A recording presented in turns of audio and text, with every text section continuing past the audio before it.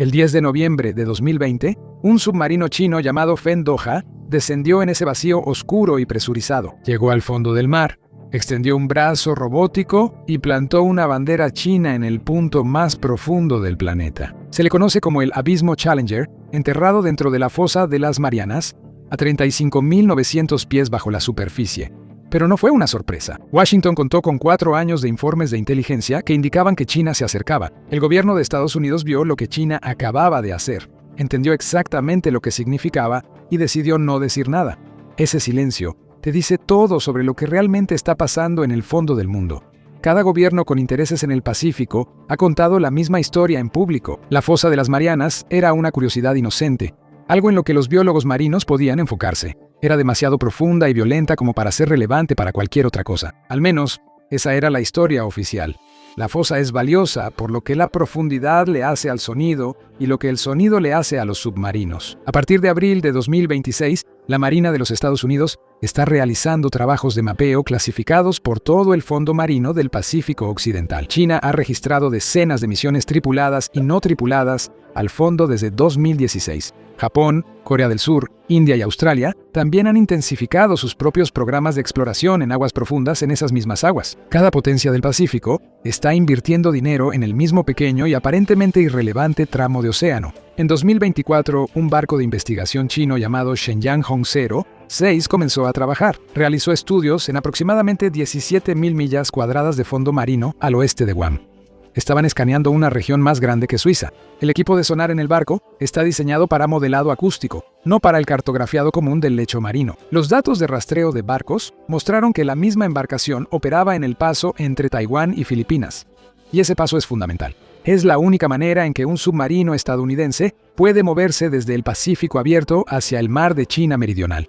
Todos estos gobiernos dicen que no hay nada militar en esa labor, pero los expertos navales que analizaron los patrones a principios de 2026 dicen lo contrario, y lo dicen públicamente. Esto no tiene que ver con derechos de pesca, el propósito es más siniestro que eso. La fosa de las Marianas corta una cicatriz de 1.600 millas a lo largo del lecho marino y todavía sigue creciendo. Durante 180 millones de años, una placa tectónica ha estado deslizándose debajo de otra aquí, rozándose a gran profundidad bajo el lecho oceánico, con fuerza suficiente para provocar terremotos de magnitud 8. En algún lugar dentro de ese abismo se encuentra el Abismo Challenger, el punto más profundo conocido de la Tierra.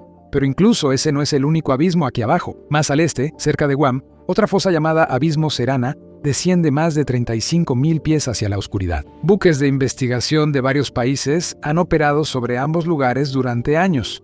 Es casi imposible sobrevivir a lo que hay debajo de ellos. La presión aquí abajo es de unas 16.000 libras por pulgada cuadrada. Eso es más de 1.000 veces la presión del aire que está presionando tu piel en este momento. Aproximadamente 8 toneladas aplastando cada pulgada cuadrada. Un casco moderno de titanio se doblaría en menos de un segundo si fallara por una fracción de pulgada. El agua está entre 1 y 4 grados Celsius, apenas por encima del punto de congelación. Está envuelta en oscuridad y no puede penetrar la luz del sol. Es uno de los lugares más hostiles del planeta. Y ahora, todos los gobiernos lo quieren. La fosa está justo en el centro de la competencia entre Estados Unidos y China en el Pacífico. Guam y las Islas Marianas del Norte, ambos territorios estadounidenses, están a unas 200 millas al noreste. Esas islas tienen la mayor concentración de equipo militar estadounidense en cualquier lugar al oeste de Hawái.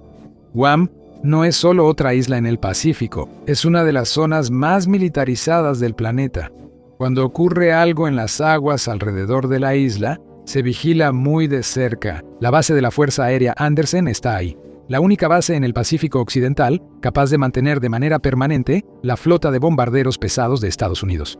Los B-1, los B-2 y los B-52. A solo unos kilómetros de distancia está la base naval Guam, hogar del Escuadrón de Submarinos 15 y una fuerza rotativa de submarinos de ataque de propulsión nuclear, incluyendo submarinos clase Virginia, que operan desde la isla desde 2024. Dentro del Pentágono, Guam es conocida como la punta de lanza. Alrededor de 1.500 misiones de bombarderos despegan de Andersen cada año. La isla almacena enormes reservas de combustible, grandes depósitos de municiones y suficiente poder de fuego para proyectar el poder militar estadounidense a través del Indo-Pacífico en cuestión de horas. El Cuerpo de Marines reactivó el campamento Blas en la isla en enero de 2023.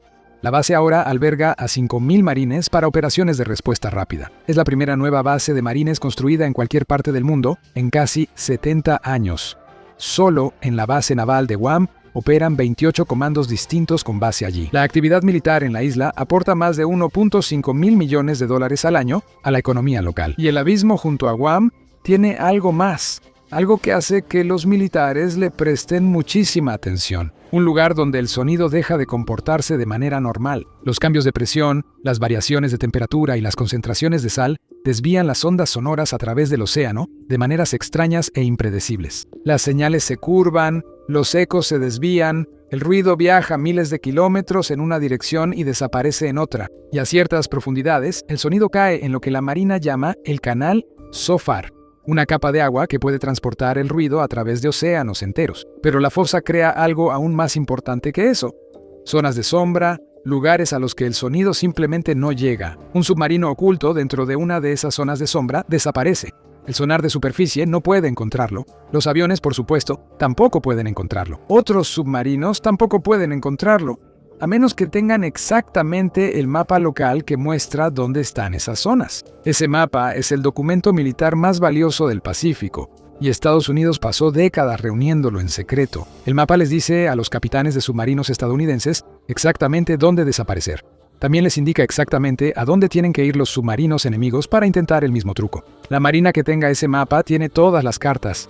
Controla quién vive y quién muere en cualquier combate submarino en la región. Así que cuando China aterrizó en el lecho marino en noviembre de 2020, no estaban plantando una bandera.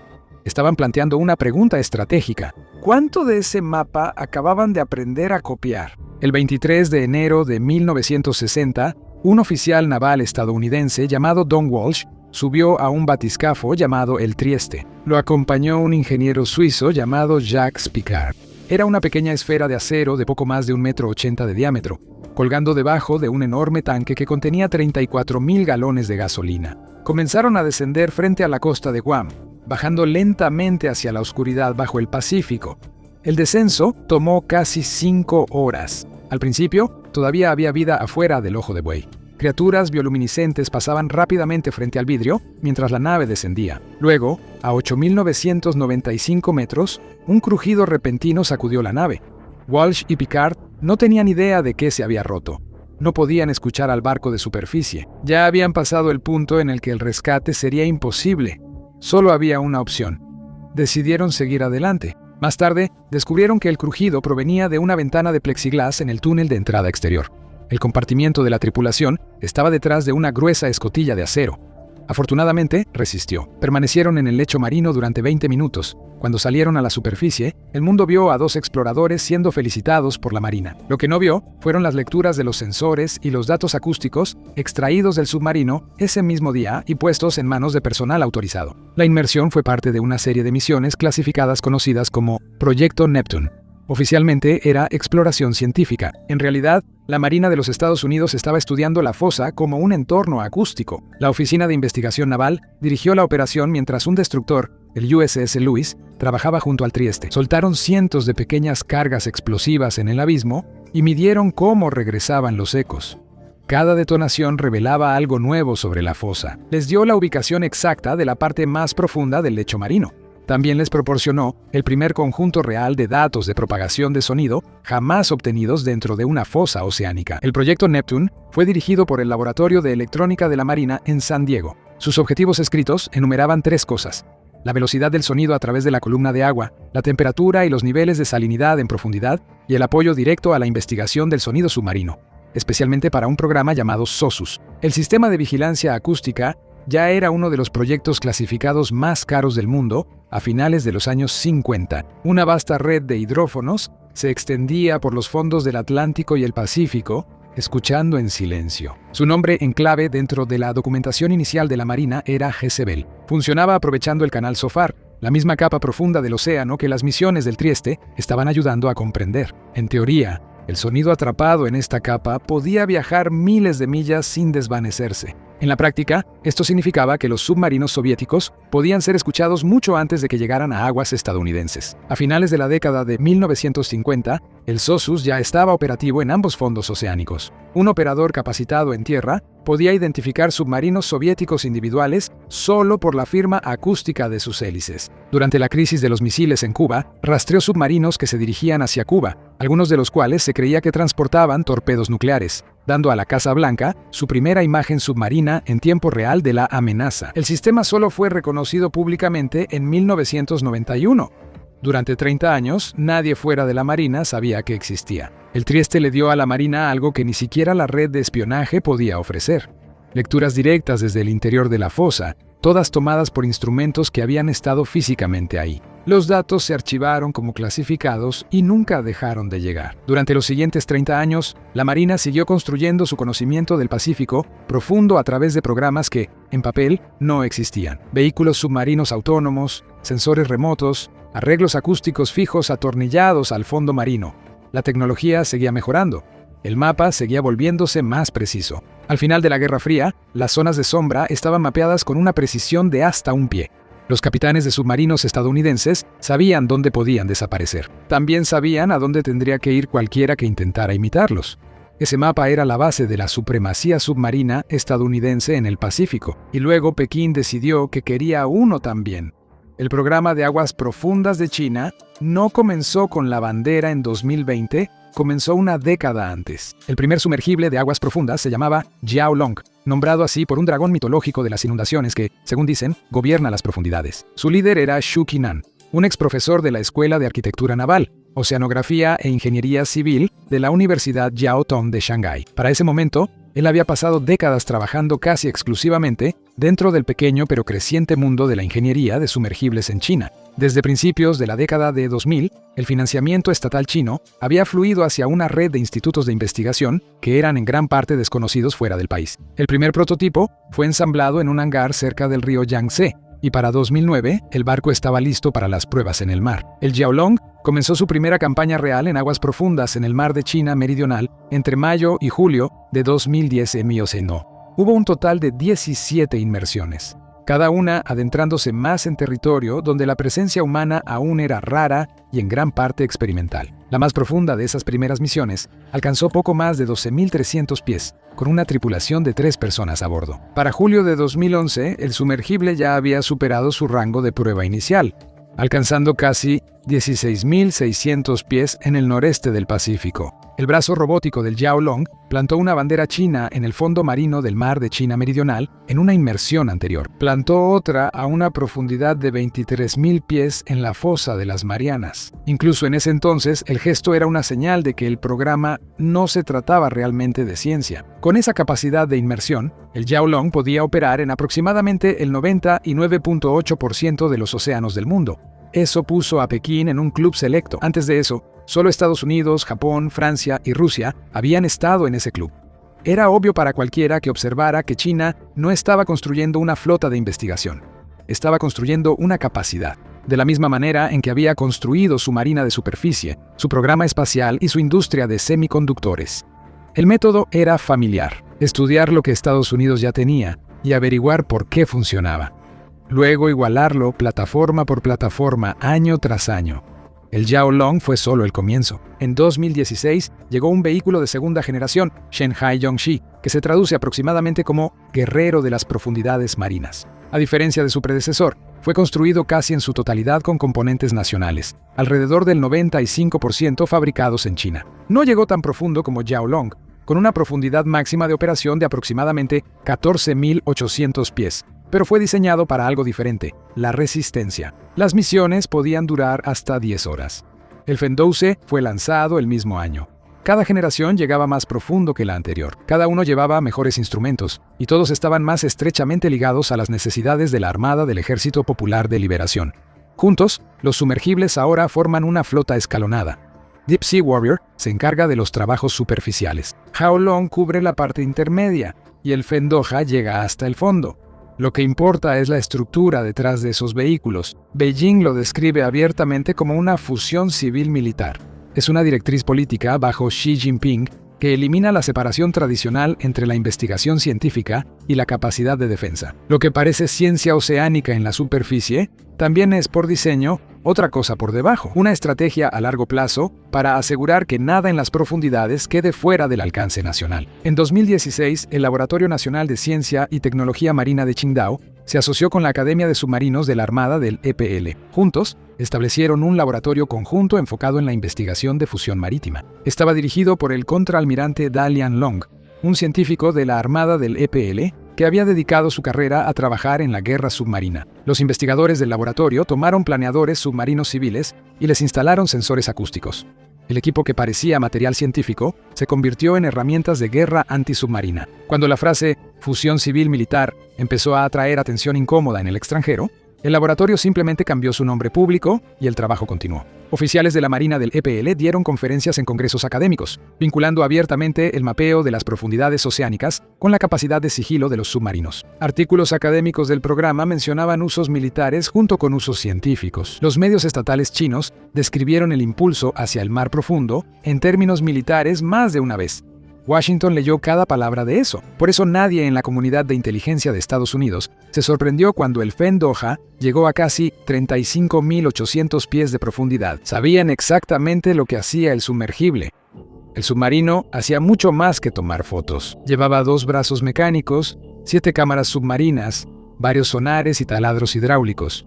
También tenía un paquete completo de sensores acústicos y químicos. Mientras el descenso se transmitía en vivo por la televisión estatal, ese equipo estaba registrando datos: lecturas de presión, vectores de corriente, desplazamiento de sedimentos, lecturas de velocidad del sonido, muestras de agua, todo tomado en las coordenadas exactas donde los corredores acústicos más profundos se acercan al lado suroeste de Guam. Solo un puñado de vehículos tripulados ha llegado alguna vez al fondo del abismo Challenger.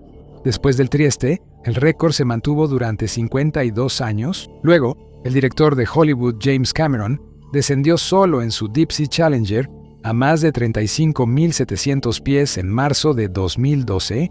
Para mediados de 2022, menos de 30 personas en la historia habían llegado al fondo de la fosa, aproximadamente el mismo número que ha caminado sobre la Luna. Pekín eligió ese lugar por una razón, no solo por la fosa en sí, sino también por lo que la rodea. La forma del lecho marino, la manera en que se forman las capas de temperatura en la columna de agua, las condiciones acústicas creadas por la geometría del océano profundo. Y a solo 200 millas de distancia está Guam. Tomado en conjunto, forma uno de los entornos submarinos más estratégicamente valiosos del planeta. Si estás planeando operaciones submarinas, es exactamente el tipo de lugar que necesitas entender a detalle. La verdadera carga era lo que el Fen Doha llevó de regreso a su nave nodriza el 28 de noviembre, terabytes de datos acústicos y oceanográficos, justo como Walsh y Pickard lo habían hecho 60 años antes. El país que inventó todo el juego de disfrazar el trabajo militar como ciencia, lo vio suceder y no dijo nada.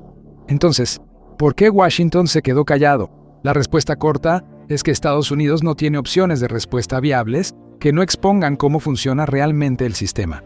Exponerlo habría creado sus propios problemas. Durante más de 60 años, la comprensión estadounidense del océano profundo se ha construido bajo una capa de ambigüedad deliberada. Era ciencia civil en la superficie, obtención de información reservada por debajo. Cada expedición de la NOAA que operaba cerca de regiones sensibles, históricamente, tenía una actividad paralela ejecutándose al mismo tiempo. Las mismas aguas, los mismos instrumentos, pero no el mismo propósito.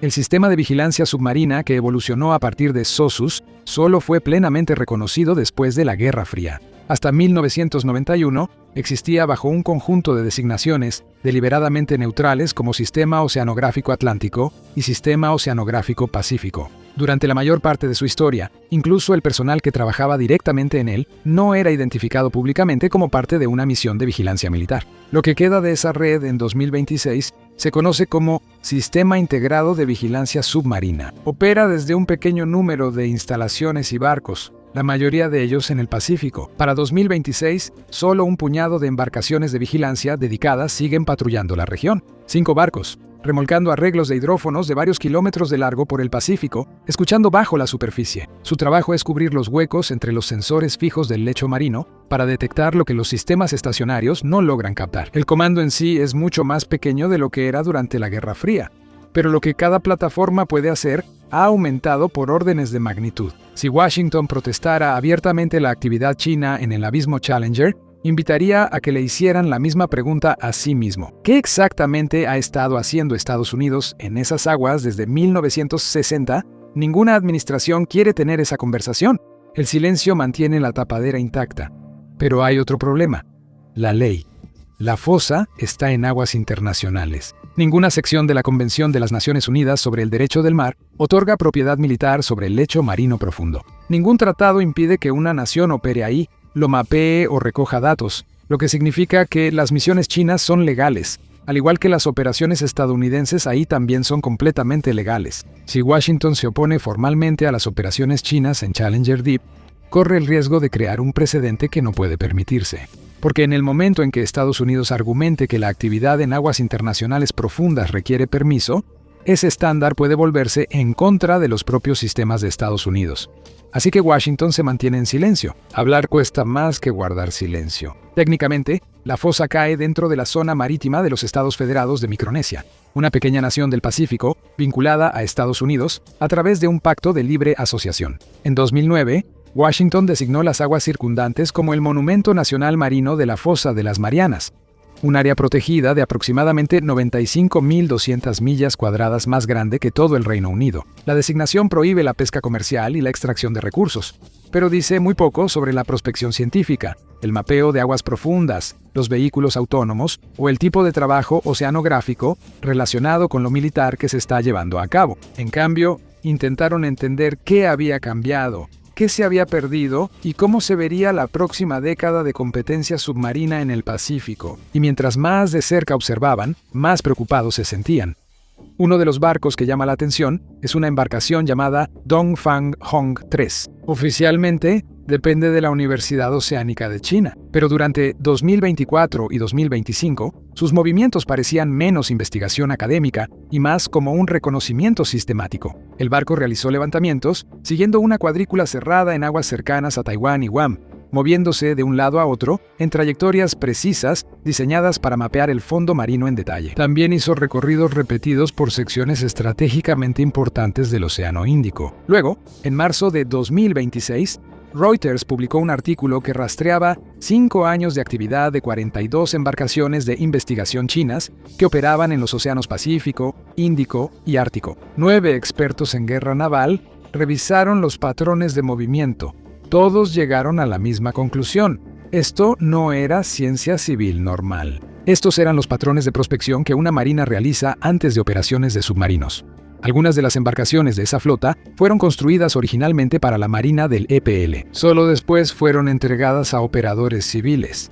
La clase Shangyang Hong es el ejemplo más citado. En enero de 2024, investigadores del Centro de Estudios Estratégicos e Internacionales examinaron 64 buques de investigación chinos activos. Más del 80% de ellos mostraron indicadores de afiliación militar o actividad de doble uso. No fue una coincidencia. El 2 de marzo de 2026, el contraalmirante Mike Brooks, jefe de la Oficina de Inteligencia Naval de Estados Unidos, compareció ante la Comisión de Revisión Económica y de Seguridad entre Estados Unidos y China y describió el cambio en términos inusualmente directos. China, dijo, había expandido drásticamente sus operaciones de levantamiento oceanográfico. Lo calificó como una preocupación estratégica. La información, dijo Brooks, le da a la Marina china 3 cosas al mismo tiempo: un mapa para ocultar sus propios submarinos, un mapa para encontrar los nuestros y los lugares exactos donde podrían colocar sensores o armas en el lecho marino. Eso fue lo más cerca que Washington estuvo de decir en voz alta lo que el silencio en 2020 había estado ocultando. Llegó con 6 años de retraso. En las mismas audiencias, el vicealmirante Richard Sives dijo que China estaba trabajando activamente para erosionar la ventaja submarina estadounidense en este momento. La Marina del EPL estaba modernizando rápidamente su flota de submarinos, expandiendo su capacidad de guerra antisubmarina y destinando mucho dinero a la detección en el lecho marino y la vigilancia en red. Según Safe, para el año 2040, las fuerzas submarinas chinas podrían desafiar de manera creíble la supremacía marítima estadounidense en el Pacífico. Pero los submarinos ya han llegado. La Marina del EPL opera más de 60 submarinos.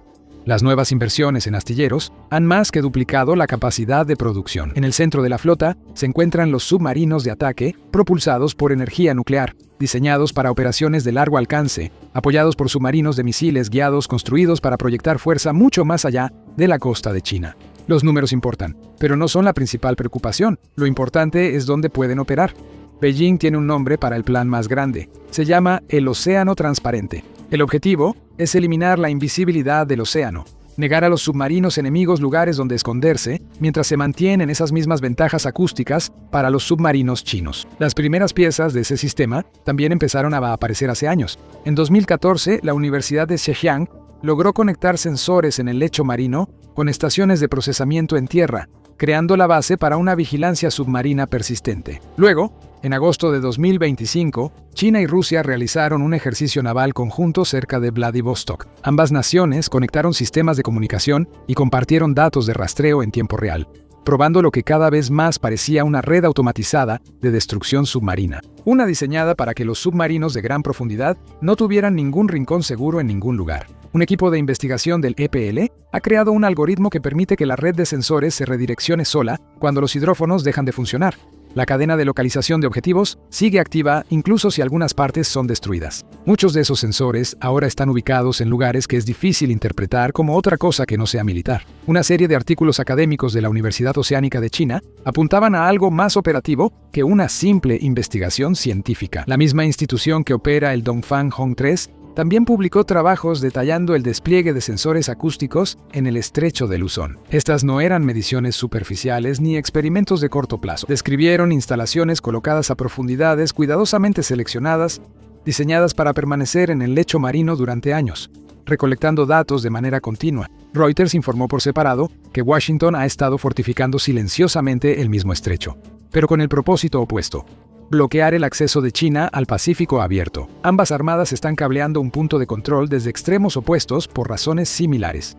El Fendusa no bajó el ritmo después de su inmersión récord en 2020. En un plazo de 12 meses completó 28 inmersiones. También comenzó a operar junto a un sistema no tripulado complementario conocido como Haidao 1. Puede moverse libremente por el lecho marino, cubriendo distancias y terrenos que los sumergibles rudimentarios simplemente no pueden. Para 2024, la flota china de prospección en su conjunto había cartografiado cientos de miles de millas cuadradas del fondo marino en todo el Pacífico Occidental. La escala no tiene comparación en ningún programa científico publicado abiertamente, y ese registro público representa solo una fracción del total producido. La mayor parte de esa información está almacenada en servidores clasificados. Ahora se está convirtiendo en una carrera armamentista en el fondo del océano. Cada potencia del Pacífico, con un programa de aguas profundas, está destinando miles de millones de dólares a ese esfuerzo, todo dentro del alcance de las bases avanzadas estadounidenses. Nada de eso es una coincidencia. Entonces, ¿a dónde lleva todo esto? Bueno, hay 3 futuros diferentes que están empezando a converger. Cada uno eleva las apuestas más allá de lo que la diplomacia convencional puede manejar. El primero es en el que ya vivimos, una competencia geopolítica invisible en las profundidades del océano que nunca llega a hacerse pública. Washington y Pekín continúan perfeccionando sus sistemas de mapeo y expandiendo sus flotas de sumergibles no tripulados. Agregan más detalles a los modelos acústicos y a los mapas del lecho marino en todo el Pacífico. La competencia no se trata de territorio en el sentido tradicional. Se trata de quién puede ver más profundo, más claro y más lejos en la estructura oculta del océano. Cada milla cúbica de datos utilizables se convierte en una ventaja disputada. El público nunca ve la mayor parte de esa información. Ninguno de los dos bandos tiene interés en explicar qué es lo que se están disputando.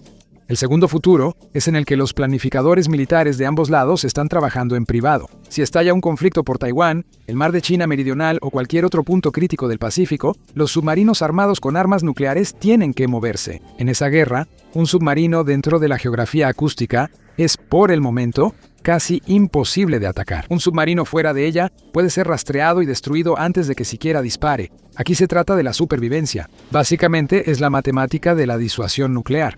¿Qué sobrevive después del primer ataque y qué aún tiene la capacidad de contraatacar?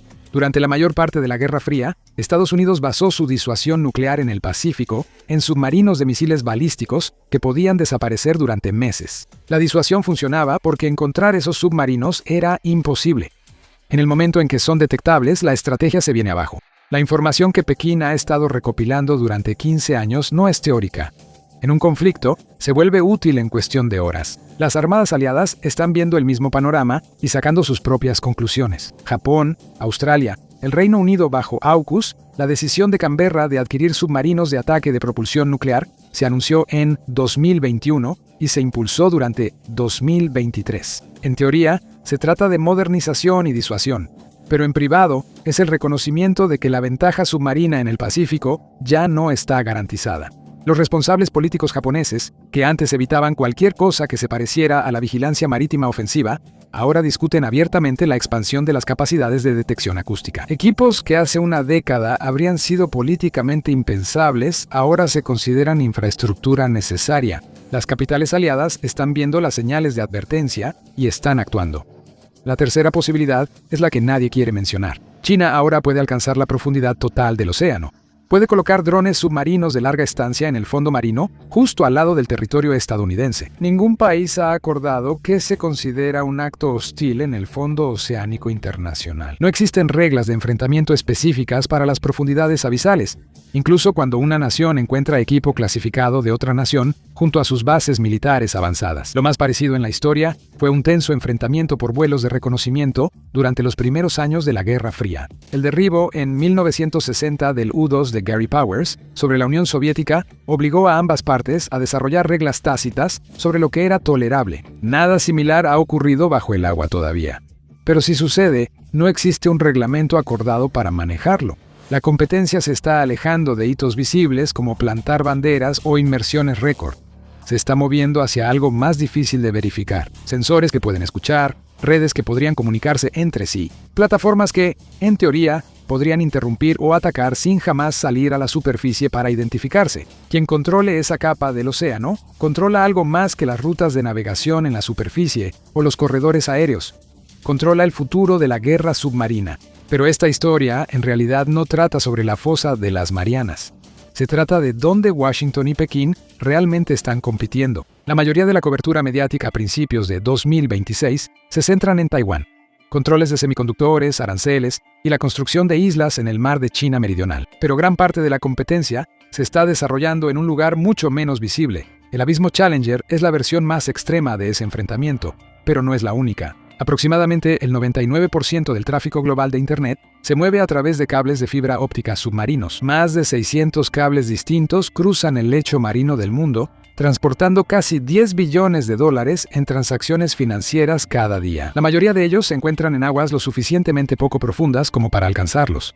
Y ya hemos visto lo vulnerables que son. El ataque al gasoducto Nord Stream en el Báltico, en septiembre de 2022, demostró que tuberías y cables clave bajo el agua pueden ser atacados sin que haya una responsabilidad inmediata. Los cortes de cables en el Báltico y alrededor de Taiwán desde 2023 han planteado las mismas preguntas. El Pentágono ahora trata la seguridad del lecho marino como un ámbito operativo propio. Los océanos del mundo cubren el 71% de la superficie del planeta. La mayor parte de ese fondo marino nunca ha sido cartografiado con precisión de grado militar.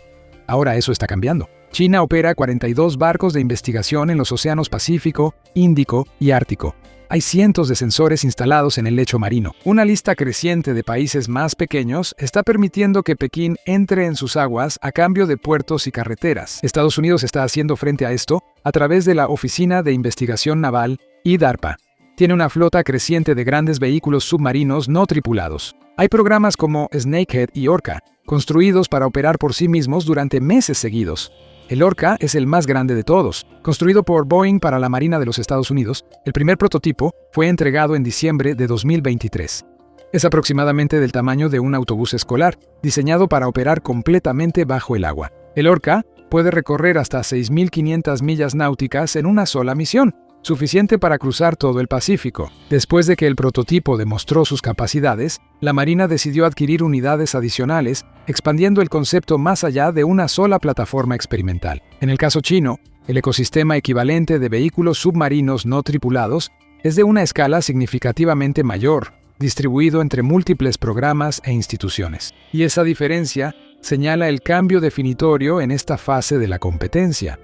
Ya no se centra únicamente en submarinos rudimentarios. Está cambiando hacia sistemas no tripulados, plataformas conectadas en red que pueden operar durante largos periodos, ampliar la cobertura de sensores y moldear el entorno submarino de manera continua. Investigadores chinos en el rebautizado Laboratorio Conjunto de Qingdao están adaptando planeadores acústicos como herramientas de guerra antisubmarina. Nada del hardware en sí es nuevo.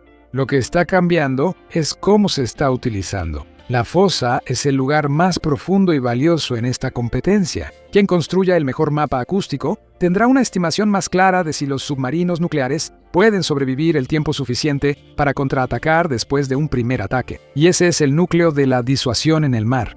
Si ambos bandos creen que sus submarinos sobrevivirán, la guerra se mantiene contenida. Si un bando deja de creer eso, todo el equilibrio cambia.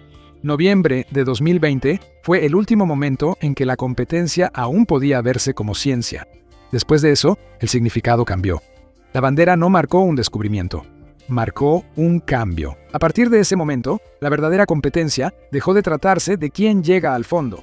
Se trataba de quién veía con suficiente claridad para actuar primero. Y esa es la parte en la que nadie puede permitirse equivocarse.